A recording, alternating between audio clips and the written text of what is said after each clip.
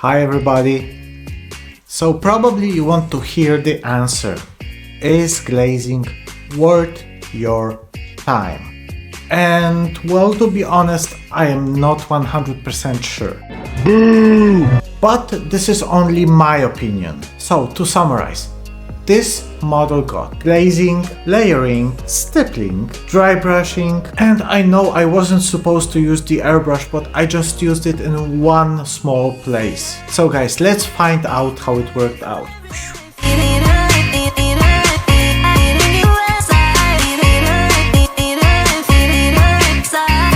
So basically I got the model like this. And to be honest, I didn't think about the model much at first. Just your regular orc dude. So after stripping him, there was the usual priming and a black coat of paint. I have done this dozens of times in many videos, so you don't need to see it again. And I think I'm gonna skip this step for the future videos as well. But then I applied something very new to me. Because most of the time I go from the darkest to the brightest color on the model, covering the darker layers with the lighter ones. So this time I started with a white undercoat, on which I applied the highlight color.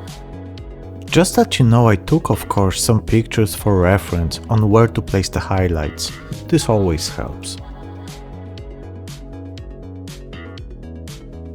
The goal here was to undercoat with white for a brighter final effect and then cover this up with the pink.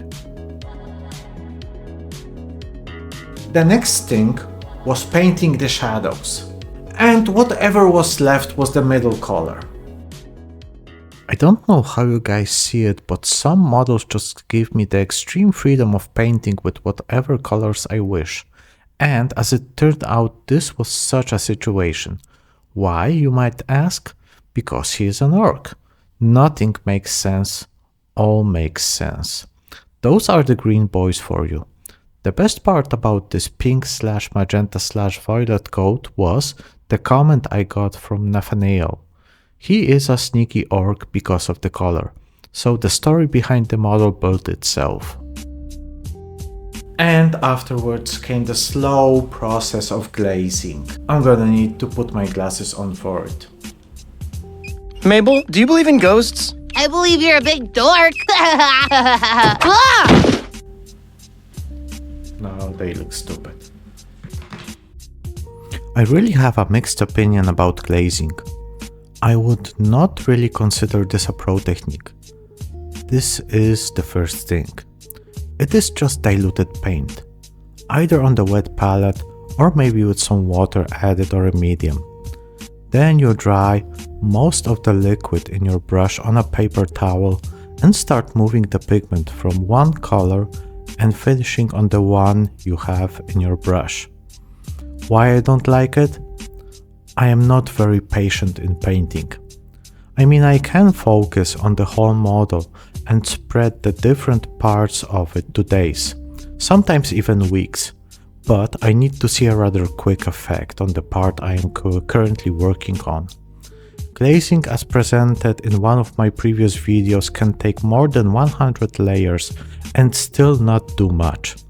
The thing I also noticed when studying pictures of real life metals or cloth is that they don't have smooth transitions, especially metallics. The color separations are very visible and all of the highlights and shadows are divided with lines. I am still divided in the topic of this being very crucial in painting models. Nonetheless, I started with making some in-between tones to make the blending a bit quicker. Just mix the paints 50-50 and paint a line dividing the shades. This will give you a first quick rough blend and make the glazing faster. Then it was just glazing all of the three colors. I also used a little bit of stippling just because I got bored and wanted to try it out on his shirt.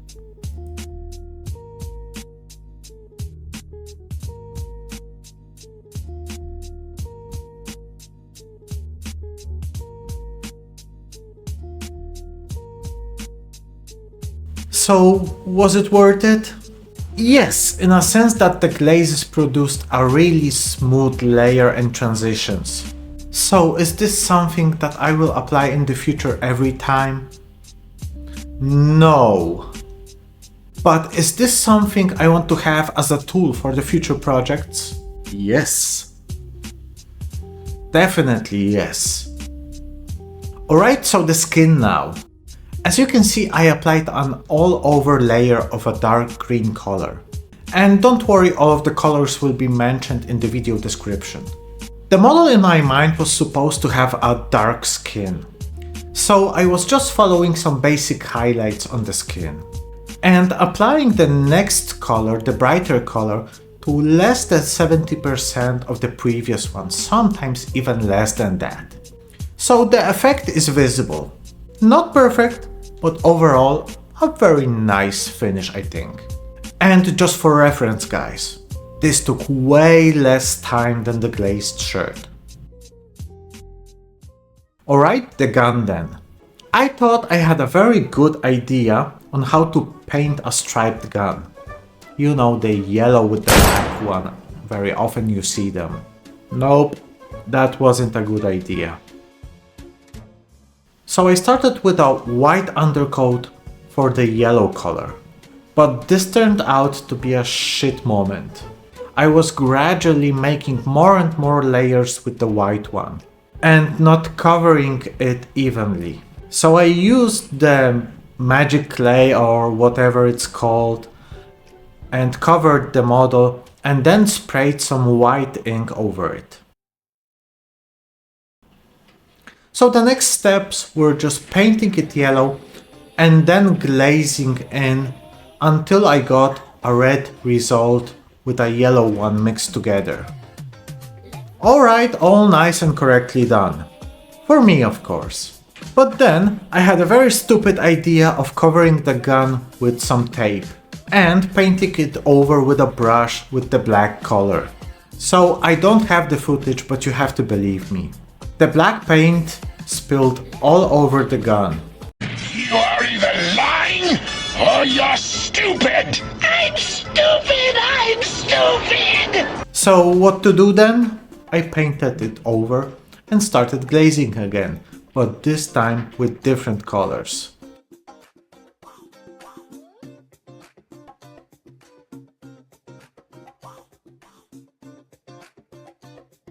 The lower parts of the gun was a mix of different types of grey to get the non-metallic metal look. Once again, the previously mentioned photos helped a lot. I could get some reference on where to place each shade. I started with the brightest one, then I was moving up until I reached a place where there was only shadow and painted it with the darkest grey. And once again, we moved into glazing and stippling. It took a few hours, but this gave me a general impression that all of my previous paint jobs lacked in the highlight department. The one I made here was substantially bigger than I would normally do, and it paid off. The effect is pretty satisfying.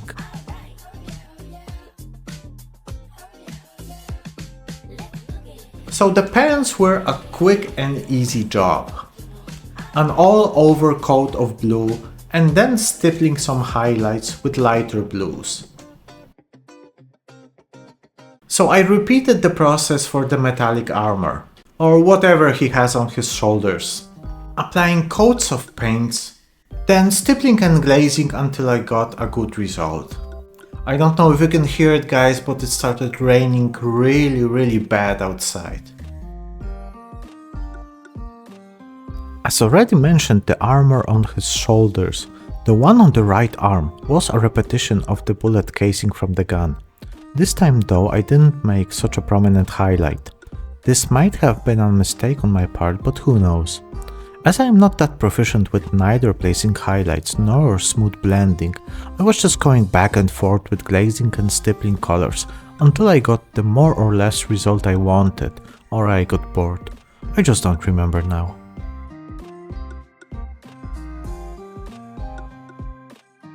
The left side was a little bit more fun, only is for the colors used. My boy was becoming more and more cartoony, like a real orc should be. Some of the shoulder would be just different shades of red, and the other part reds going into yellows. Remember about edge highlights, they are a must.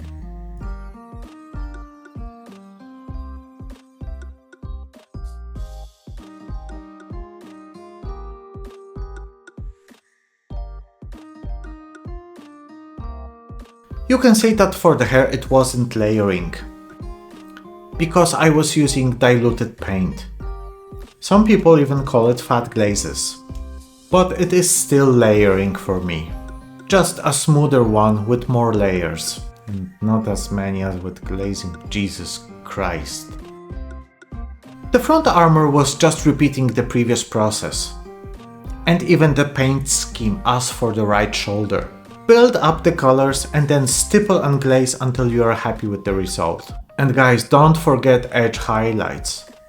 Edge highlighting is very important. It makes NMM, I don't know, shine or whatever you can say about it. It makes it pop out, so don't forget about it. Once again, it was a process of glazing and stippling, going from dark to light, some middle tones between that. It builds up a lot of patience, you know, going through those same motions over and over again, sometimes hundreds of times. The final effects are great, but once again consider if it is something you want or should do. The process is a very slow one, to be honest.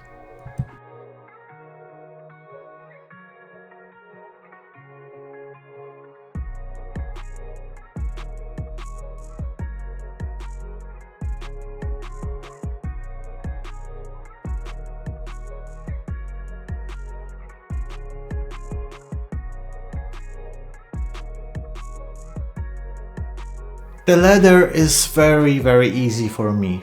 And believe me, those were just layers of brown one on another. I just don't know why it works better for leather parts. No idea, but it does. Now this was a really fun and interesting part. I was really keen to see on how it would work out.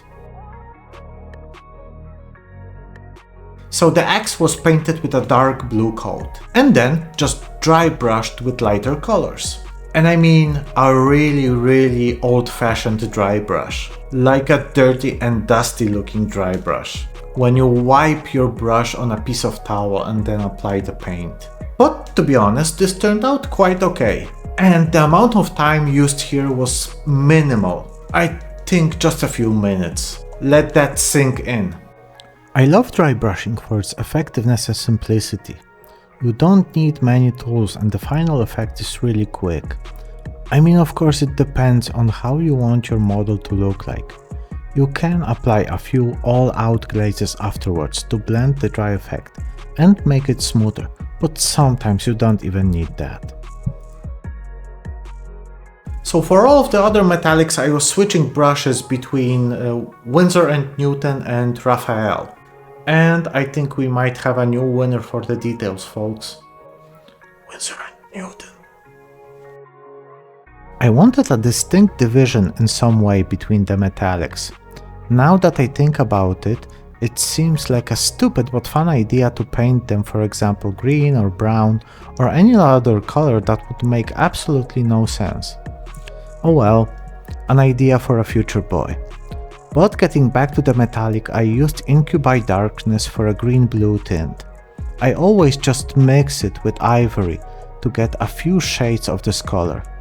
And I was so happy that the model was almost done that I was applying the colors the old way. An overall coat of the shadow and painting less and less with the brighter ones up till pure ivory. I mean, there's nothing bad in doing it this way, but remember that you are building up layers of paint, so keep it pretty thin. And of course this happened. Synthetic brushes my ass. So the rest of the work was just adding details. Working on the base. I was really anxious to see the finished model.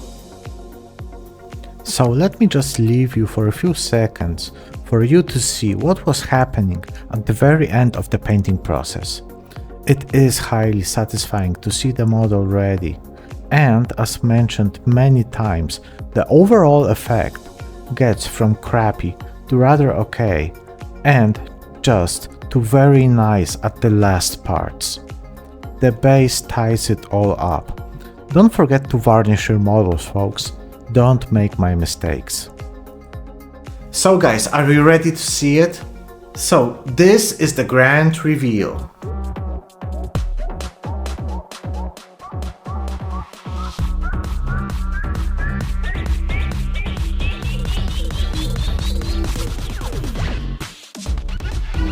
And this is my man in his full glory. He the best. I had lots of doubts when painting this model, but it turned out really cool and worth my time. What do you guys think? Leave a comment, I would really appreciate it.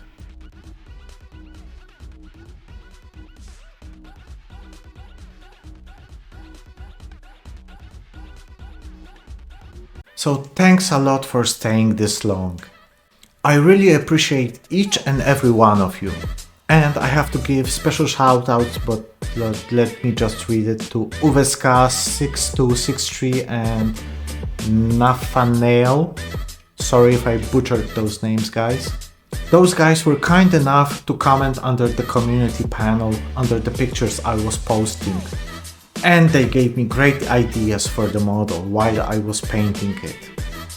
So subscribe to the channel, like, share, have a look at my Patreon and my Instagram, they will also be visible in the video description.